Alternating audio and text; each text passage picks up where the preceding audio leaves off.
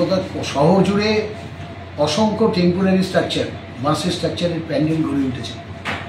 শহরের আনাচে কানাচে, পার্ক থেকে শুরু করে রাস্তায় গড়ে উঠেছে। প্রায় কলকাতা শহরে ২৫০০ পুজো হয়।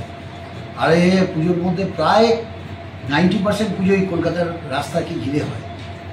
স্বভাবতই এই যে প্যান্ডেলগুলো হয়, এই প্যান্ডেলের মাসের মাথায় বা কোনো জায়গায় তেরপল একটু ঝুলে থাকে, তেরপলের মাথায় সেখানে প্রচুর জল জমে থাকে, যেটা এই সিজনে এই সময় অত্যন্ত বিপজ্জনক।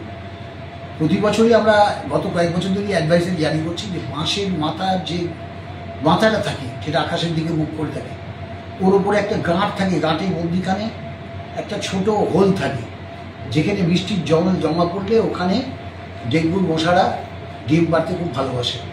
ফলে প্যান্ডেল করতে গেলে প্রথম হচ্ছে বাঁশের গাঁটটা, মাথাটা কেটে দিতে হবে। আর না হলে যদি সেটা অনেকটা বড় হয়ে থাকে, যেটা কাটা সম্ভব না প্যান্ডেলের ক্ষেত্রে, সেক্ষেত্রে ওপরে প্লাস্টিক দিয়ে বা কাপড় দিয়ে মুড়ে দিতে হবে, যাতে জল জমতে না পারে। হ্যাঁ, তো যদি কাপড় দিয়েও মুড়ে দেয়, তাহলেও ভেতরে জল থাকলে মশা ডিমটা পারতে পারবে। তো এইটা করা, এবং যেখানে সেখানে সতর্কতাগুলো বিষয়ে অ্যাডভাইজারির মধ্যেই বলা আছে যে কী কী পদক্ষেপ নিতে হবে পুজো কমিটিগুলোকে। শুধু তাই নয়, আমরা আমাদের ডিপার্টমেন্ট এখন থেকে প্রত্যেকটা প্যান্ডেল ভিজিট করবে। কিছু কিছু প্যান্ডেল আমি নিজেও ভিজিট করবো। যেমনি গতকাল আমার ৩ নম্বর ওয়ার্ডের বেলগাছিয়া রোডের উপর গুরুদ্বারে একটা ড্রাইভ আছে, ওখান থেকে আমি টালা প্রত্যয়, বেলগাছিয়া সাধারণ দুর্গোৎসব, দুটো বড় পুজো হয়, তাদের প্যান্ডেলগুলো ভিজিট করবো।